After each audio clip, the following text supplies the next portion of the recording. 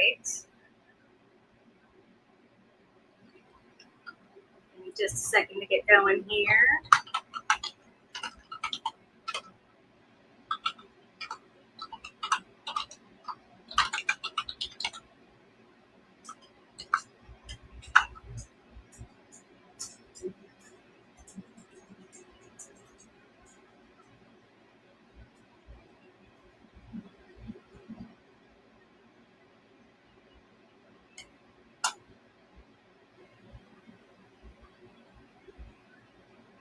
All right, guys, hopefully everybody can see me.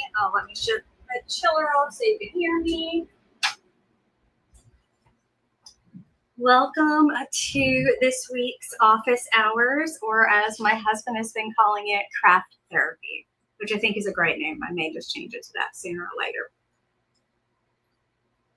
As always, there's a little bit of a delay between what I'm seeing and what you guys have showing up on Facebook. So if you're leaving comments or saying hi, it might take me just a minute to respond. So I do apologize for that.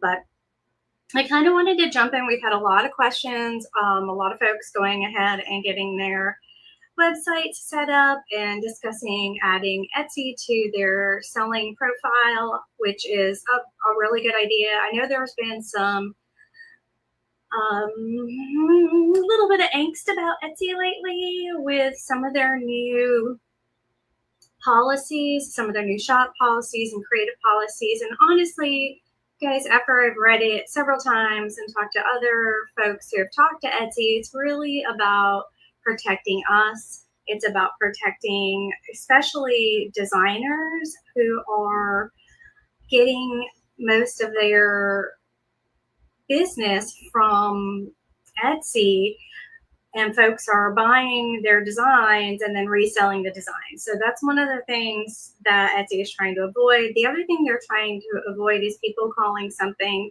handmade that is actually not handmade. So somebody who buys a tumbler and then buys a sticker and then sticks the sticker to a tumbler and posts it on Etsy as handmade, which it's not. You have to have some part in making a handmade item. You actually have to make something, whether it's the design of the sticker that you came up with, or it's the mug made from clay, whatever it is, you do need to have a part in handmade. So I wanted to touch on that real quick. Also wanted to see if anybody had any questions about some of the new policies that Etsy has before kind of jumping into some of the pros and cons of having an Etsy website versus having your own website. There are definitely good reasons to do both. There are good reasons to start with one versus the other, and it all just kind of depends on where you are in your craft journey. So if you have any questions, post them there. I'm going to give myself about a minute to catch up to any comments or questions. Hey, Tammy, I hope you guys are having a good day. Please tell me it is warming up there in Maine, since I will be in Vermont next week.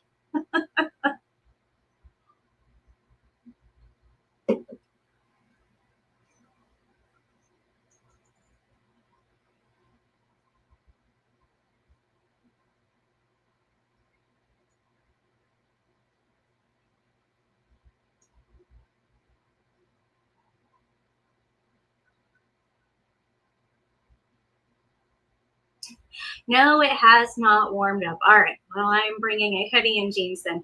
As far as the clarification on using purchase designs on a tumbler. So one of the things that's been the most confusing part of their new statement is the statement that laser printed items, something cannot be used. What they're talking about is actual laser printers, like a toner or inkjet printer.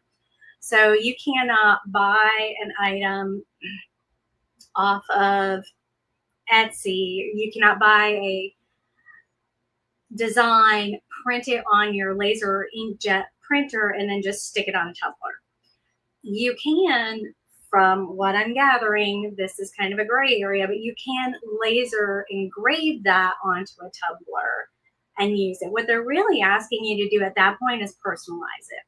And a lot of people who buy these designs are going to make some kind of adjustment to it before they put it on the tumbler, before they laser engrave it on a tumbler. So again, that's kind of a gray area. There isn't really a yes or no that I've gotten, or that a couple of folks that I've reached out have gotten about it. You can ask them, Etsy, the question several different ways and ask several different associates, and you're going to get several different answers. So we'll just say at this point that it is a gray area, as long as you're making some type of hands-on, which would be, setting it up in the engraver, having it engraved correctly, setting all the parameters, setting the size, and possibly personalizing it. I think we'll be safe if we're doing it that way, especially with personalization. Hopefully that answers. Vaguely, but answers.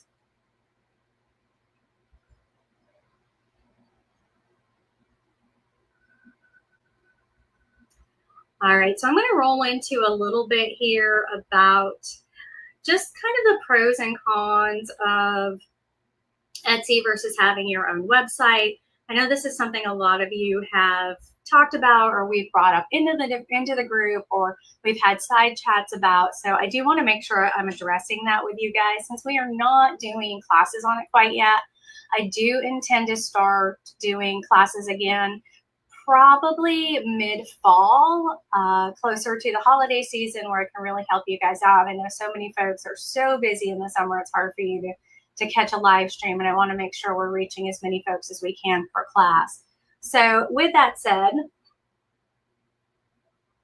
you can see I have the Etsy cost structure, but before we go over that, I wanted to go over just a couple of other things about the pros and cons. It's not just about cost. One of the things with starting your Etsy website first, if you do not have a website, if you are very new to selling online, Etsy is a great place to start. You have a built-in audience. They have millions of active buyers that are already there for you. They're looking specifically for handmade and crafted items. And when somebody logs onto Etsy, that is what they're looking for. They're looking for stuff like what you make. The setup's pretty easy. There is a little bit to it. It's not, point and click. You are going to have to set up like shipping profiles and stuff like that. But those can be easily learned, much easier learned than if you were setting up your own, say, Shopify website, where you've got to go in and adjust your templates, set up all your settings, make sure you know how to use the template that you've chosen. It can get a little overwhelming if you've never done something like that. So getting into like a Shopify or Wix site is a little more technically involved, but some people can get it right off the bat and have no problems with it. The other thing with Etsy is the SEO and marketing is already done for you. Now you can pay for ads on Etsy to be seen a little bit more, which is fantastic for you. Their ad program's pretty inexpensive. It does not reach necessarily everybody that you want to reach, and you are still going to be competing against other Etsy sellers at that point. But by purchasing ads through Etsy, it does kind of give you a bump in their algorithm so that you come up closer to the top of the page. And a lot of that marketing itself is done for you. We're starting to see Etsy commercials. We're starting to see more on the website. We're seeing them be more involved in social media. I see a lot of Instagram stuff from Etsy. So they're already doing a lot of that work for you. Now, it's not specifically for you, it's for their platform, but they are a platform selling handmade products. So there's that. There's also a trust factor. People know Etsy, they trust Etsy, and when they buy from Etsy, they know Etsy's got their back. When I say that, this is my little angst about them. Etsy definitely has the buyer's back, no matter how crazy they are, and doesn't always side with the seller. So that can be a pro and a con. The other thing they have is a great community. There's a lot of forums, there's a lot of teams, there's a lot of stats you can look through, and there's all kinds of tools you can use. So those are some of the big pros, a couple of the cons for Etsy. Now, one of the things that you do have to look at as well is how much competition is out there. you're listed alongside similar shops that sell similar things. So just like if you're doing shows or you have your own website, you need to stand out. You need to make sure that your photography stands out, that your item stands out. If somebody's looking for a Christmas ornament, they're going to come up with thousands of Christmas ornaments. What's going to make them buy yours over the 999 sitting beside you on the same webpage? So that is one thing to pay attention to. There are some fees too. Those fees add up. I'll go over the fee structure with you guys in just a few minutes.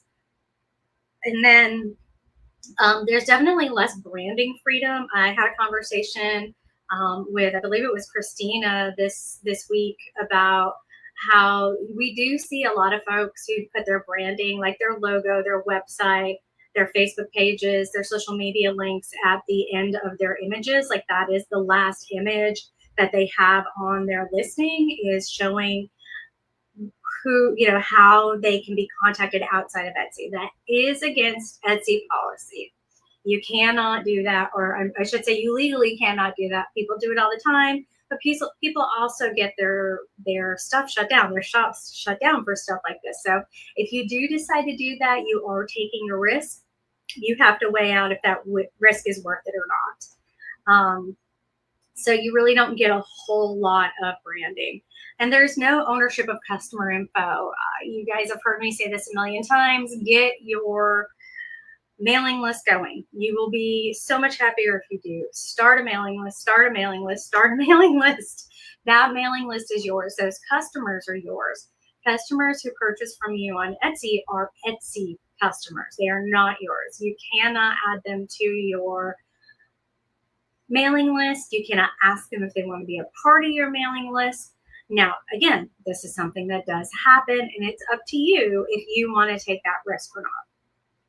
The risk of policy changes is the other thing we've got to really be careful of, which is what we just saw over this last week or so. I think it was the 10th that the new creative policy changes came out. And we've got to be careful when stuff like that happens, that we really know what the policies are on Etsy.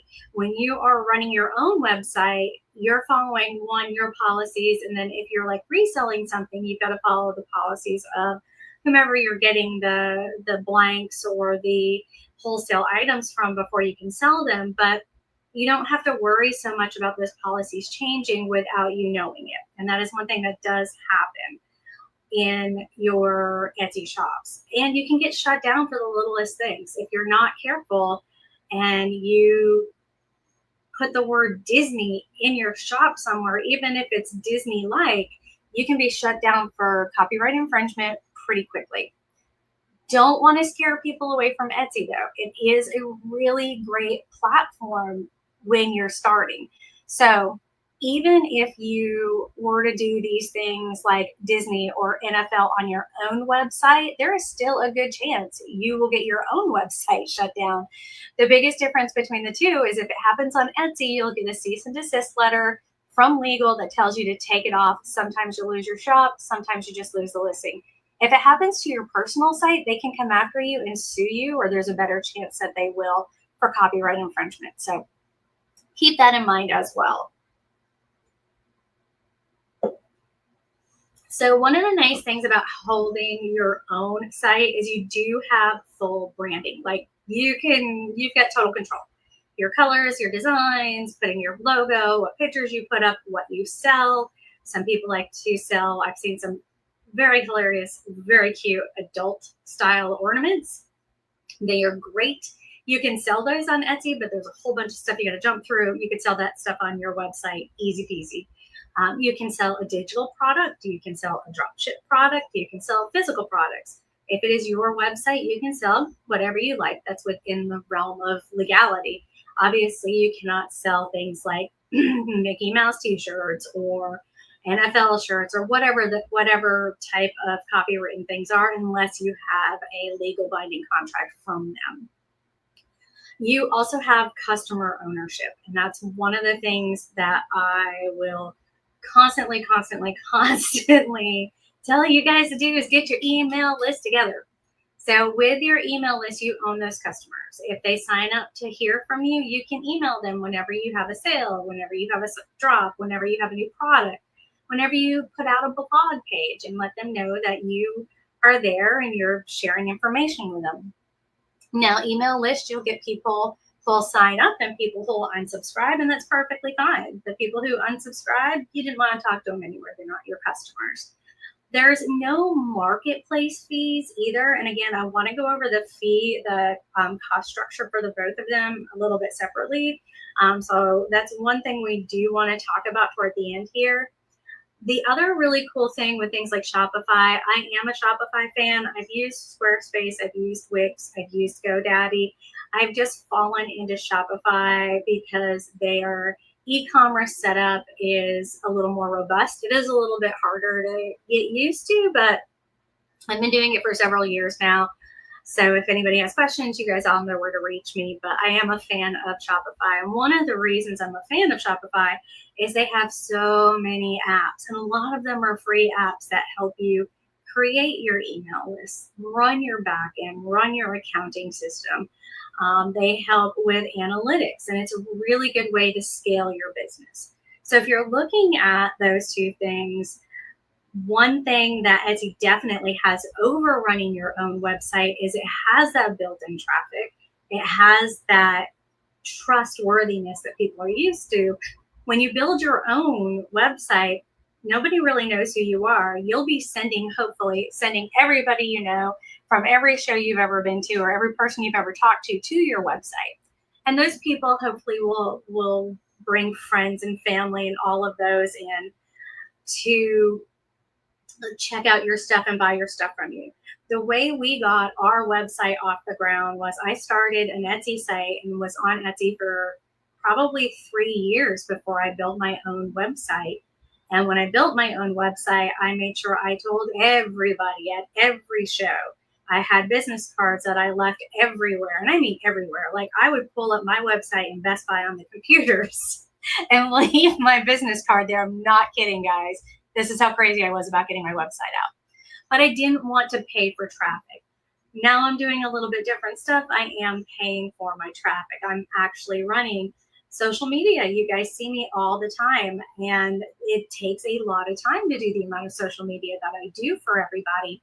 And that time is money. While I'm doing this conversation with you all right now, I am not designing a file. I am not building a class. I am not creating an ebook for you. I'm spending time letting you guys or helping you guys learn about this stuff, but it costs time. But in return, the returns are great for me because you guys are my fans, you're my friends, you're my tribe, and you've helped me out this far. The other thing is it's definitely more complex to set up, and it requires more marketing skills. So if you are going to do your own website, I would highly, highly, highly suggest taking an SEO course, whether it's from me, whether it's something online, whether it's a book you buy. There are a bunch of them out there, just to kind of learn how SEO actually works. It's more than just keywords and tags. There's a lot that goes into it, like backlinks and local SEO, becoming hyper local. If you are going to have a business and you are going to have a website, you have got to have a Google business listing. If you don't know how to do that, reach out. We will get you guys set up, or maybe that'll be next week's topic. But those are some of the things that you really got to get into when you do your own website. It's very, very, very hands-on. So with all that, some of the things to think about is which one is right for you, right? Should I start Etsy, or should I start with Shopify, or should I start with Wix, or should I start with whoever it is, GoDaddy? If you're going to start a e-commerce site, I'm a Squarespace. They're fine. I like them enough. Shopify, again, is a little more robust. It is definitely something you're doing if you're building a brand. So what I mean by that, if you have a very specific niche, guys, who has a niche, or who's out there just trying to make everything, right?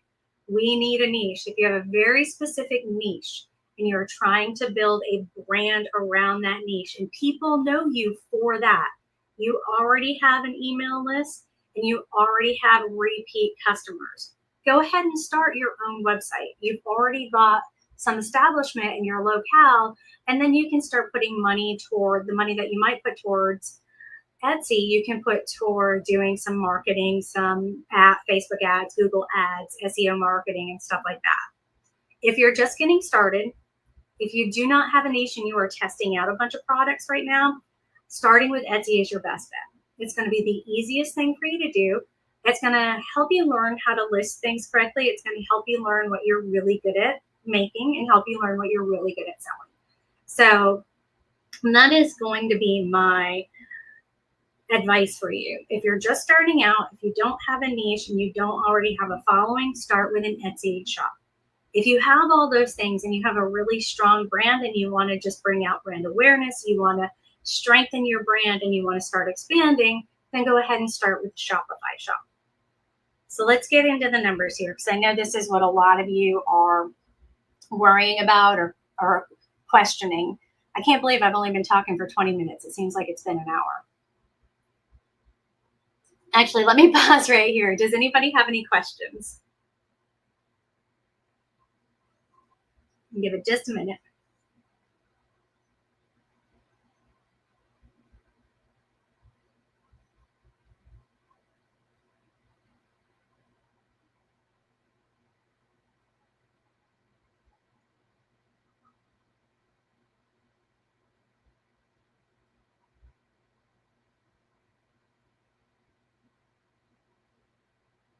All right, so let's talk about cost structure for Etsy. Listing fees, 20 cents per item. Says it renews every 4 months or when sold. Yes, if you sell a file and it relists itself automatically, you've got to set that up. You're going to get charged 20 cents every time it's listed. Renews every 4 months. So if it's sitting there for 4 months and does not sell, it will renew if you have auto renew selected. You do not have to auto renew. For me, I don't auto renew. If I have a listing on there and the SEO is done right and everything is good and it doesn't sell in 4 months, then I need to adjust my design or adjust my pricing or something. So when it comes up and tells me that I need to renew it manually, that kind of gives me a little click in my brain to let me know that I need to look at it and see why it hasn't sold. So that's the listing fee. The transaction fee is 6.5% of the item price, including shipping. I hate this. They will charge you 6.5% of your shipping. This is another reason to not do free shipping, but to charge a shipping fee and charge an additional packaging fee. We can get into all that later, but just know that if you have an item that is $20 and you charge $5 for shipping, you are going to get charged 6.5% on the full $25. Payment processing fee is 3% plus 25 cents per transaction. That's pretty much across the board. If you're using Shopify, if you're using Square, if you're using PayPal, you're going to pay at least 3%. And then, as we talked about just a little bit, you can set your daily budget. It is a pay per click, which means you pay every time somebody clicks on it. You might only do $1 a day or $2 a day. It's just going to help advertise your items and put it closer to the top of the first page. So this is just kind of the example and breakdown. So your total fees on a $20 item is approximately 12%. There is a hidden fee in there. If somebody sees your item on Google, an ad that Etsy has placed on Google for you, it is another 15% that they charge you. So you can either opt in or out of that. If you opt out of that, less people see your items. If you opt in, you're going to pay 15% if they click on the Google ad and then buy it through Etsy. It's just one of those things. So Shopify, you're going to have a monthly plan, right? So we're going to pay $39 a month. And I actually think it's $29 a month. And a lot of times you can get, like, I've got a couple that I'm setting up right now for folks, and you can get the first 3 months or $1 a month. So it's not horribly expensive. Your domain is going to be $12 to $15 a year. Payment processing, and this is going to depend on your level of plan. So if you have like a premium plan, your payment processing fees are going to be less. If you have just a basic plan, which most of us will, your payment processing fees are 2.9% and then 30 cents per transaction. Pretty similar. Additional apps, there are tons of different apps out there that are free, but your apps can vary. If you want like a full accounting app, that might be another $15, $20 a month. Ads, Meta, Google, etc. You're going to choose your budget because you have to run your own ads. You cannot just go in there and say, hey, I want to run ads on my website, and it sets itself up. You're going to set up the ads. You're going to set up your audience. You're going to have to learn how to do that. And then it's done. You can run your ads that way and you pay for them on your own. So again, this is just a breakdown of those costs. Let's see, cost of driving your own traffic. That was the next thing I wanted to talk about. So if you are doing your own website and you are doing your own Google ads and Facebook ads, cost per click can range anywhere from 50 cents to $1.50. Conversion rate for new shops is 1 to 3%. What that means is for every 100 clicks, you might get one buyer. What that means is for every 1,000 people who see your ads, you may get 100 clicks. And out of that, you may get one buyer. That is for paid advertising. Now, if you talk about organic advertising and organic growth, that's similar to what I do, where I let you guys know that I've got a file drop. And my typical conversion rate is about 4%. So if I have 100 of you that go to my website for a file drop, there's going to probably be 4 of you that purchase from me. And that's really good. That's a great conversion rate for a shop of my size for the social media, the organic growth, for what I'm doing for free. But if I were doing ads, which I do sometimes, depending on what it is, it's going to depend on my budget and how much in sales I get. So if I have a budget of $150, then I'm going to get, 100 to 200 in sales starting out. I might make $50 on $150 in sales. So startup for Etsy, very low cost, moderate for Shopify. Ongoing fees, built-in traffic, branding, controls, communication. Remember, we cannot take customers from Etsy, but we can email our own customers anytime we want, or we can text them, or we can call them, or we can jump on the phone and go, hey, let's have a video chat. Higher risk of getting suspended from Etsy because there's a lot of rules that Etsy has.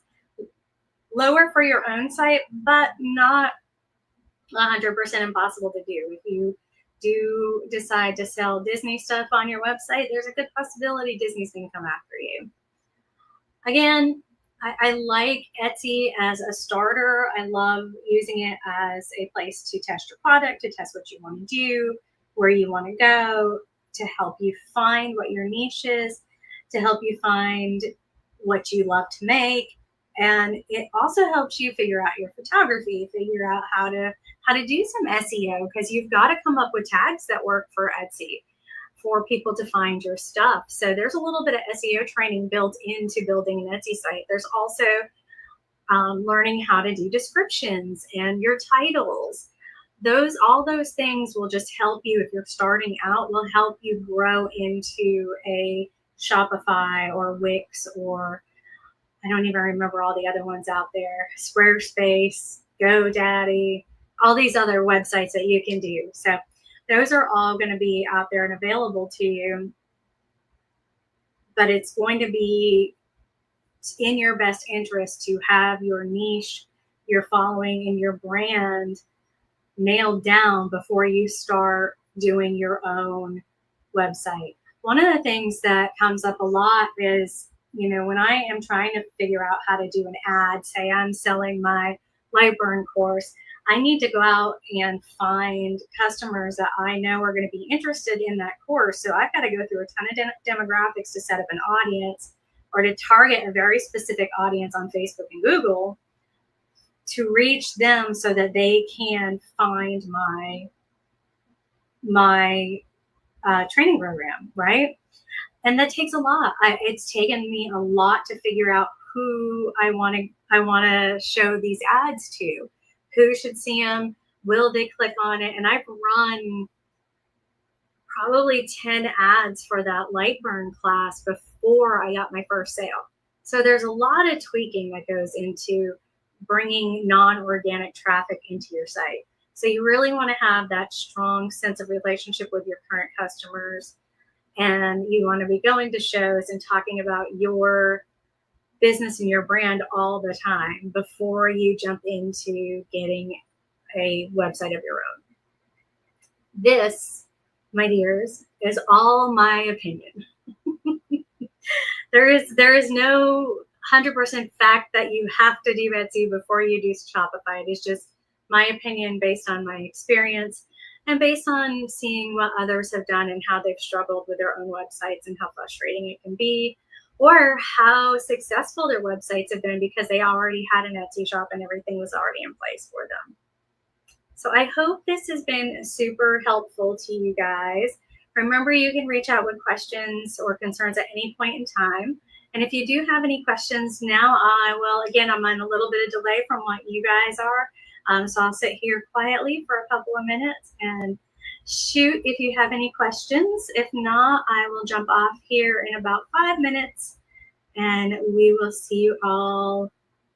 Ooh, we won't see you next week. I will be on vacation.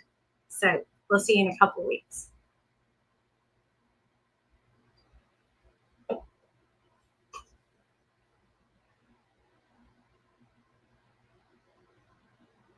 See what my baby dogs are doing.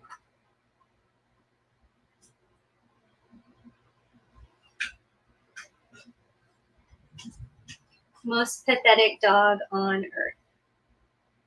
Oh, you guys can't really see her.